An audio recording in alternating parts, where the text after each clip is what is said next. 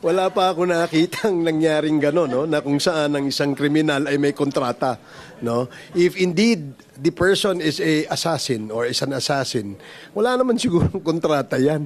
Di ba? Wala naman siguro ding pipirma. Halimbawa, hindi tumupad sa kontrata, didemanda mo ba siya ng breach of contract? Di ba? Hindi eh. So I don't, honestly, walang kontrata na dapat tingnan among the contracting parties and the person in the party involved.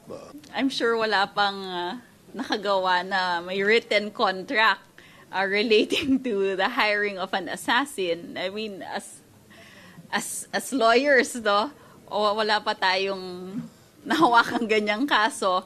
And ito this is not from a prosecutor, but I guess as a lawyer.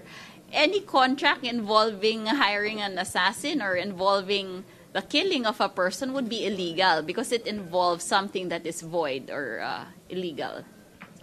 Actually, ang follow-up question dyan, kung halimbawa totoong may contract, inonotaryo ba yan?